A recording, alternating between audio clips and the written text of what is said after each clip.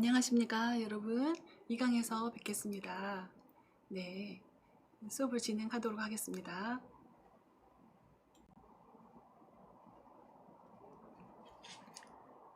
네, 1강에서 우리가 모든 인연은 소중하다에 대한 이야기를 했습니다. 여러분의 인연이, 가까운 인연이 얼마나 소중한 것이고 그것을 잘 활용해야 된다는 말씀을 드리고 싶네요. 2강에서는 2020년 달라지는 제도에 대해서 추가로 이야기 드리려고 합니다. 목차는 이렇습니다. 1강의 마무리에서 헬런 켈러에 대해서 이야기 드렸는데요. 헬런 켈러, 이 세 가지 박자가 맞아야 된다고 말씀드렸습니다. 꼭 기억하시고요. 수업 진행하도록 하겠습니다. 자, 이분은 마찬가지로 장애와 관련된 이야기를 하셨는데 한번 보겠습니다. 여기에 사자가 있죠. 성난 사자, 무서운 사자가 아무것도 모르는 초원의 숲을 뜯는 양을 주시하고 있습니다. 네, 분위기가 좀 무섭네요. 네, 그것이 마치 우리가 장애를 입게 될지도 모른다는 그런, 의식하지 못하는 사이에 장애는 온다는 그런 얘기도 있습니다. 이 이야기는 어떤 곳에서는 장애가, 후천적 장애가 90% 이상이 된다고 이야기도 하지요. 보통 많은 장애인들 중에 교통사고로 인해서 장애를 가지게 되신 분들이 많은데요. 이것과 마찬가지의 이야기입니다. 또한 용의 이야기에서 눈에 보이지 않는 것이 더 소중할 수 있다고 얘기를 하셨어요. 여기는 무엇이 보일까요? 어떤 분들은 흙이라고 이야기도 하시고요. 하는데 사실은 이 흙 안에는 생명이 자라고 있습니다. 생명이 자라서 어떻게 됐을까요? 네, 이렇게 식물이 자라났습니다. 이것은 무엇이냐면 배추와 무입니다. 제가 텃밭에서 자라게 도움을 주었던 배추와 무인데요. 자, 이 배추와 무는 식물이라고 하죠. 여러분들, 식물이 자라기 위한 세 가지가 꼭 필요한데요. 무엇이 있을까요? 네, 토양, 물, 햇빛, 이렇게 세 가지가 꼭 필요합니다.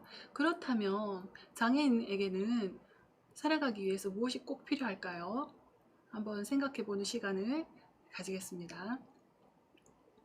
자, 이 식물들을 재배를 했습니다. 제가 물을 재배를 했습니다. 직업을 가지고 계신 분들은 일을 하면서 한 달 동안 무엇을 받을까요? 네, 급여나 월급을 받지요. 급여나 월급을 받으셔서 어디에 쓰실까요? 그렇죠. 쓸 곳이 많습니다. 생활비 혹은 의료비, 여행 경비, 맛집을 찾아가거나 여러 가지 쓸 수 있겠죠. 장애인들도 마찬가지입니다. 직업이 있다면 자립을 할 수 있고 여러 가지 할 수 있는 것들이 많이 생깁니다. 장애인들이 꼭 살아가기 위해서 필요한 것이 바로 일이고 직업입니다. 자, 여기는 제가 일을 하러 서울에 가서 출장을 갔던 적이 있었는데요. 일주일 동안 집에 없었습니다. 그랬더니 제가 좋아하는 화장실, 욕실의 공기정화 식물 스파티필름이 이렇게 말라서 비틀어지려고 하고 말라서 거의 아사 상태가 되었습니다. 그래서 마음이 아파서 살아났으면 좋겠다라는 마음을 가지면서 여기에 물을 줬는 흔적이 있습니다. 물을 주고 이때가 밤 11시쯤 됐습니다. 그래서 그 다음날 살아나기를 바라면서 그 다음날 아침에 가보았습니다. 어떻게 됐을까요? 짠! 이렇게 쌩쌩하게 살아 있었습니다. 이야, 정말 기분이 좋았습니다. 이것을 보고 제가 이런 생각을 했습니다. 식물이 이러한데 사람은 어떨까? 사람에게도 사랑과 관심과 이런 환경을 바꿔준다면 정말 평균 수명도 늘어나고 건강하게 더 행복하게 더 잘 살 수 있지 않겠나 라는 생각을 하게 되었습니다. 자, 식물 이야기는 사회적 관심에 대한 이야기입니다. 사회적 관심으로 사회적 변화가 생길 수 있고 우리가 그 변화를 만들어 가야 한다는 것입니다. 우리는 장애는 앓는 것, 극복하는 것이 아니라 갖고 있는 것입니다. 장애인에게 도움을 주고 싶을 땐 상대가 원하는지 먼저 물어보셔야 합니다. 이 이야기에 대해서 이해를 하시는 분이 많이 있으실 거라고 생각이 됩니다. 어떤 분들은 장애인에게 도움을 주면 안 됩니다 라고 합니다. 왜요? 그랬더니 장애인은 도움 받는 걸 싫어합니다 라고 얘기를 하셔요. 그래서 그거는 옳지 않고요. 장애인들도 도움을 받기를 원하는 분도 계시지만 도움을 받기를 원하지 않는 분도 계십니다. 그것은 다 이유가 있기 때문입니다. 장애마다 유형이 다르고 장애의 특징이 다 다릅니다. 그렇기 때문에 원하는 도움이 다 다르죠. 자, 그것이 바로 우리의 장애 감수성이 아닐까 생각을 하고 그것은 장애인의 관점에서 인식하고 해석해야 되는 것입니다. 공감이 있어야 당연히 장애 감수성이 생길 수 있겠죠. 자, 장애 감수성의 한 부분인데요. 여기는 왼쪽은 계단으로 갈 수 있는 부분이고 오른쪽은 경사로로 갈 수 있는 부분입니다. 다리 위로 만나서 저 건너편에 갈 수 있는 안전하게 다리를 건널 수 있는 방법입니다. 이 다리를 건너는 방법은 두 가지가 있죠. 이런 다양성을 가지고 있는데 이것이 바로 환경적인 장애 감수성이 아닐까라는 생각을 합니다. 또 유니버셜 디자인으로 인증을 받은 곳이 있는데요. 그것을 베리어풀이라고 합니다. 이룸센터라는 곳이 있는데요. 서울에 있습니다. 이곳은 턱이 없고 선형블럭과 전면블럭으로 시작해서 자동문으로 들어가게 되어 있습니다. 이곳은 2층인데요. 핸드레일이 있고요. 휠체어 체중계까지 있습니다. 시각장애인 안내표지만이 있습니다. 장애인 화장실도 있고요. 여기 왼쪽 편으로 돌아가 보면 왼쪽 편 바로 여기에 장애인 화장실이 있습니다. 여기는 비장애인 여자 화장실이 있습니다. 모든 벽에는 핸드레일이 있습니다. 그렇다면 장애 감수성에서 모든 장애를 똑같이 감수성으로 대해야 될까요? 그렇지 않습니다. 장애 유형에 따라서 다르게 감수성이 있어야 합니다.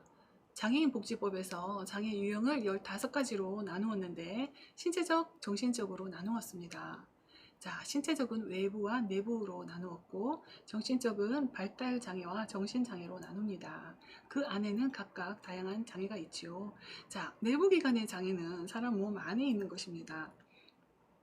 어떤 분이 장애인 공단에 열심히 일을 하셨던 남자분인데요. 뇌전증을 가지고 있으셨대요.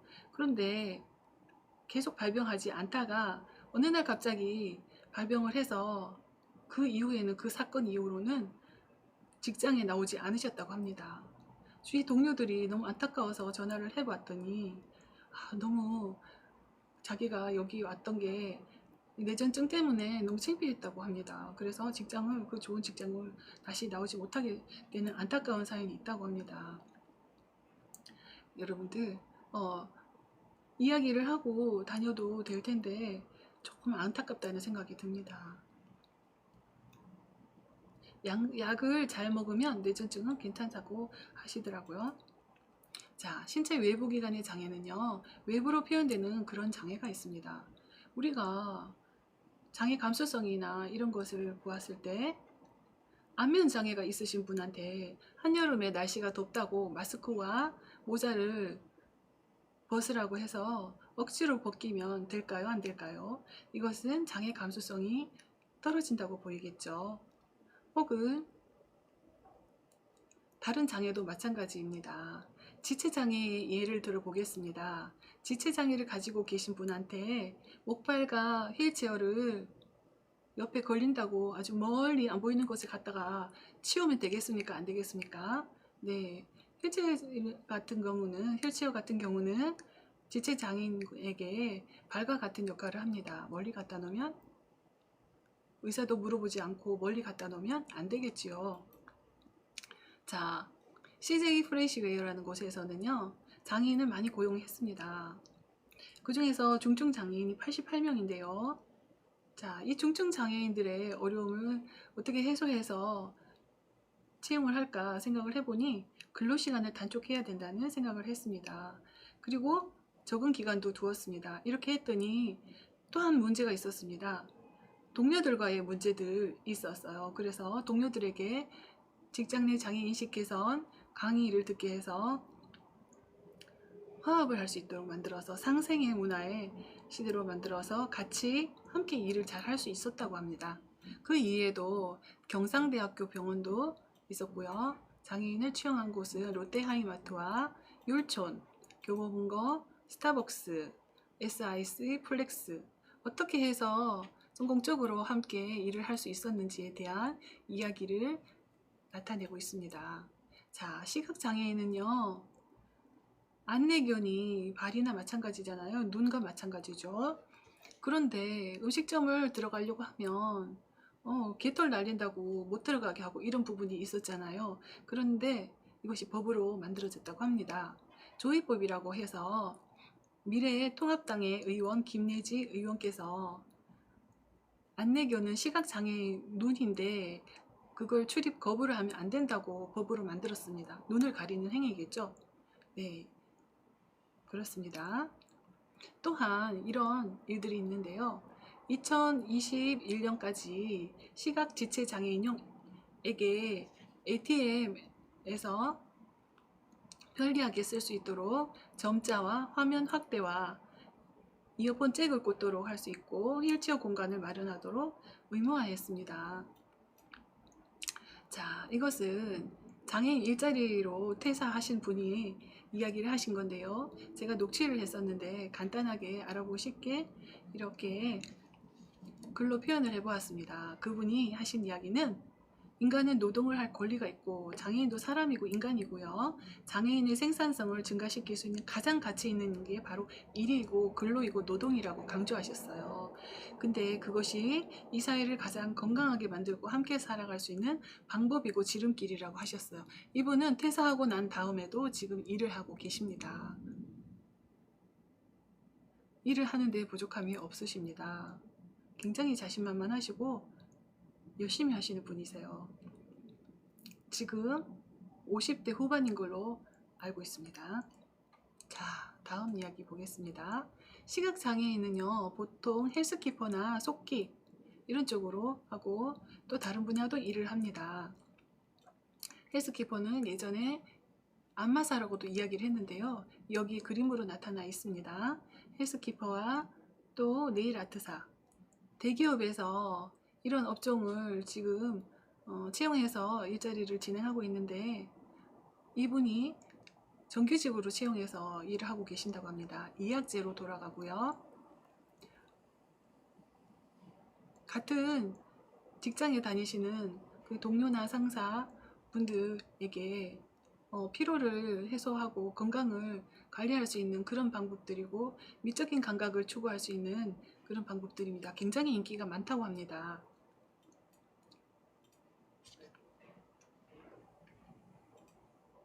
자, 발달장애인은요, 고용노동부와 보건복지부, 교육부에서 18년 4월 25일에 MOU를 체결했습니다. 그래서 발달장애인 훈련센터라는 곳에서 발달장애인의 취업을 적극적으로 돕고 있다고 합니다.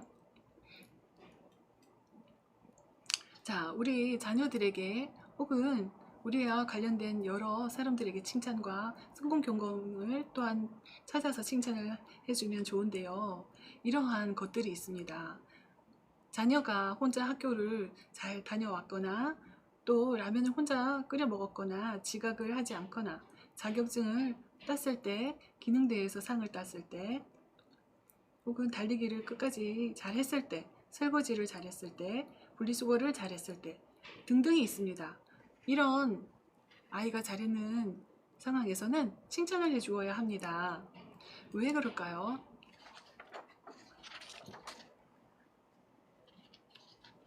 여러분들이 한번 생각을 해보는 기회가 되겠는데요. 네, 성공 경험이 왜 필요할지 한번 생각해보는 기회가 됩니다. 예를 들어 이야기를 하겠습니다. 코끼리를 묶어 놓으면 처음에 발버둥 치다가 시간이 지나면 포기를 하게 된다고 합니다. 학습된 무기력이라고 실패의 경험이 지나치게 누적되는 경우 어떤 시도조차 하지 않는다고 합니다. 그렇게 되면 안 되겠죠. 네. 또한 다른 예를 들어서 말씀드리겠습니다. 혐오 자극과 회비 반응의 셀리그만의 24마리 개 실험에서 A, B, C 집단으로 나누었습니다. 그래서 A는 코로 조작기를 누르면 전기 충격기가 스스로 멈출 수 있는 환경을 제공하고 B는 꽁꽁 묶어놔서 피할 수 없도록 만들었습니다. C는 전기 충격을 아예 주지를 않았습니다. 시간이 지나고 난 다음에 전기 충격기를 아예 제거를 했을 경우에 A와 C는 그곳에서 벗어날 수 있었는데 B는 아무런 자극을 주지 않았는데도 그곳에서 벗어날 생각조차 하지 않았다고 합니다. 긍정 경험이 자존감을 향상시킨다는 것을 아는 것이 우리의 숙제이고요. 또한 우리의 포인트입니다. 자녀가 나도 할 수 있네 이런 생각을 가지는 것이 가랑비에 옷 젖듯이 긍정 자존감이 형성되고 또한 향상되고 성인이 되어서 사회생활을 원만히 할 수 있게 하여서 자녀에게 뿌리처럼 힘이 되는 세상을 만들어주는 그런 작업들입니다. 칭찬은 장애인의 사회를 긍정적으로 변화시키고 있습니다. 자녀에게 힘이 되는 것이 바로 칭찬입니다. 발달장애인은요, 반복된 교육을 시키는 것이 효과적이라고 합니다. 발달장애인들은 이러한 곳에 취업이 되어 있는데요. 도서관 사서로 일하든지 혹은 컴퓨터 쪽으로 일을 하든지 의류, 물류, 유통 쪽에 홈플러스 쪽 이런 쪽으로 일을 하고 LG전자 여기에도 일을 합니다. 외식 서비스 CJ나 삼성 이런 곳에서 음식과 관련된 곳에서 일을 합니다. 편의점 스태프로도 일을 하고 계시고요. 제가 제빵에도 일을 잘 하고 계시고 바리스타에서도 일을 하고 계십니다. 주로 많이 가는 분야는 다른 장애인 분들도 많이 가는 분은 사무행정 보조 쪽으로도 많이 갑니다. 자, 그렇다면 우리가 장애 감수성에 이야기하고 장애와 관련된 이야기를 했는데 차별 금지 및 정당한 편의 제공에 대한 이야기를 해보도록 하겠습니다.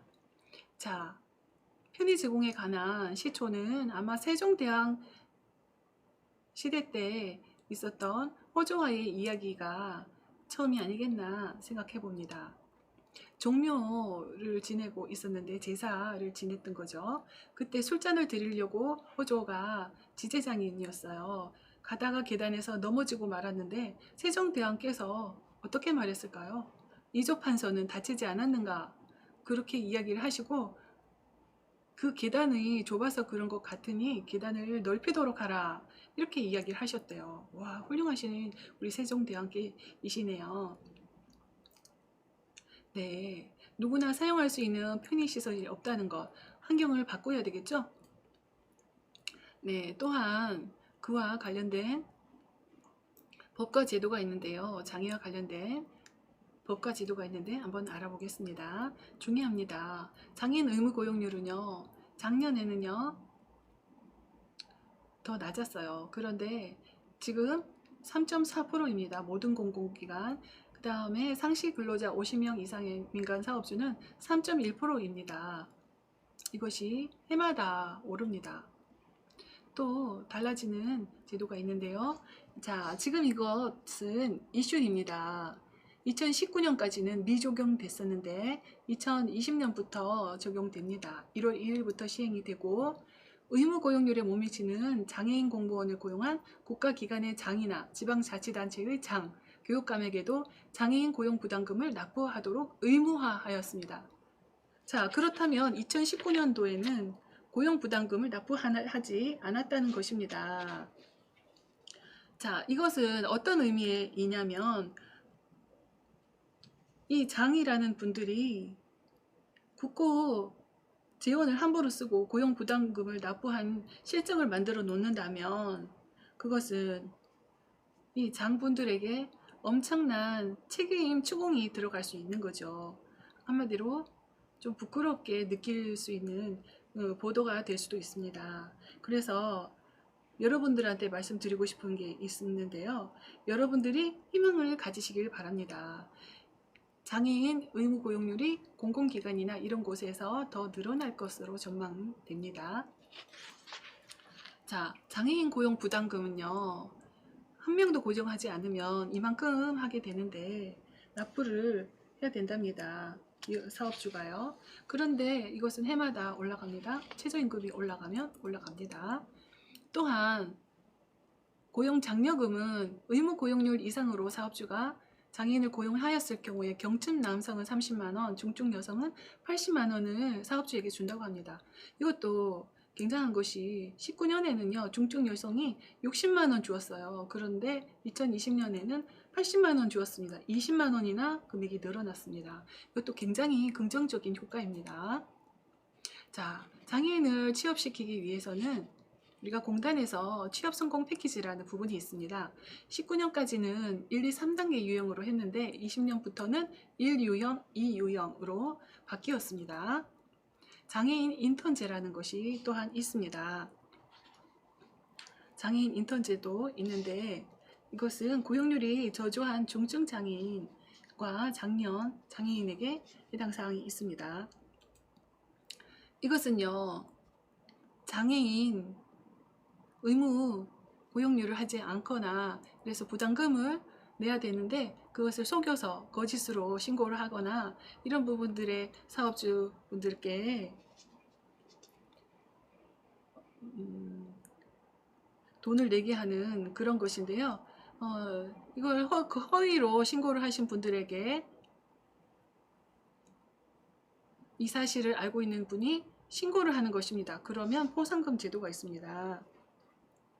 포상금 제도는요, 만약에 그 금액이 2천만 원이면 200만 원을 받을 수 있습니다. 고용부담금과 장려금을 허위 신고했을 경우이죠. 자, 중증장애인 지원 고용은요, 대상이 중증장애인이고요. 직무지도원을 배치할 수 있습니다. 이 권리입니다. 그래서 직장생활을 원만히 잘 할 수 있도록 대인관계에 필요한 예절이나 기술 습득을 해줄 수 있어요. 네, 직무지도원 유용하게 사용할 수 있고요. 제도를. 그 다음에 중증장애인 지역 맞춤형 취업지원이라는 것도 제도가 있습니다. 실업상태 중증장애인 10,000명이 대상입니다. 자, 또 보면 근로지원인이라는 것이 있는데 이것은 무엇이냐면 일을 하고 있는 장애인들이 부족하거나 힘든 부분이 있습니다. 그것을 지원해주는 제도입니다. 하루에 8시간, 일주일에 40시간까지 이용을 할 수 있고요. 20년에는 5,000명을 지원을 해준다고 합니다. 자, 시각장애인 같은 경우는요. 출장 및 업무 시 이동을 지원하거나 서류를 대독하거나 대신 읽어주는 것이죠. 업무 관련 정보를 검색하는 그런 일들을 대신 해줄 수 있습니다. 등이니까 다른 것도 필요한 부분이 됩니다. 혹은 다른 장애인들도 이용을 할 수 있습니다. 네, 그런데 자, 또 다른 혜택을 한번 보겠습니다. 작업지도원이라는 것이 있습니다. 작업지도원이라는 것은 작업지도원은 이분 한 명당 5명의 장애인이 배치돼서 관리되도록 하고 있습니다. 장애인 한 명당 12시간 이상 작업 지도를 실시한 경우에 이렇게 장애인 한 명당 월 14만 원을 작업 지도원에게 준다고 합니다. 장애인 성공 취업 성공 패키지라는 것은 공단에 신청을 하면 절차에 따라 진행이 됩니다. 자, 돈을 받아가면서 취업 성공 패키지 할 수 있습니다. 이 1단계, 2단계, 3단계에 따라서 돈이 이렇게 나옵니다. 1단계 이렇게 나오고요. 취업을 하고 12개월 근속 시에 또 150만 원을 준다고 합니다. 자, 장애 학생 취업은 고등학생 1, 2, 3학년 및 전공과 재학 중인 장애 학생을 대상으로 특별히 취업을 진행하고 있습니다. 자, 포레스트 영화의 한 장면입니다. 포레스트의 친구 제니가 포레스트, 넌 할 수 있어 라고 격려와 지지 항상 해주고 칭찬을 해주었습니다. 포레스트는 어렸을 때 너무 열등감이 많았던 아이였는데요. 이 친구의 덕분으로 힘이 생기지 않았나 생각을 하고, 저도 장애인들 혹은 장애인 부모님들 혹은 선생님들과 학생들에게 할 수 있다고 이야기하고 싶습니다. 네, 오늘의 강의를 이렇게 마무리하면서 학생들을 위해 물심양면으로 노력하시는 학교 선생님들, 이분들이 설리반 선생님이 아닐까 이런 생각을 한번 해보면서 제가 말씀드렸던 이 세 박자, 선생님과 학생과 학부모 이 세 가지 관계에 대해서 다시 한번 생각해 보시고요. 세 박자가 맞아서 잘 굴러갔을 경우에 좋은 효과가 날 거라고 생각합니다. 부모님들은 길게 보고 멀리 보는 양육을 자녀에게 해주셔야 합니다. 그런 양육은 시너지 효과가 나타납니다. 함께 화합하고 협력하는 방법으로 자녀에게 도움이 되는 방법을 선택하지 않으시겠습니까? 이상입니다. 오늘 수업을 마무리하겠습니다. 감사합니다. 감사합니다.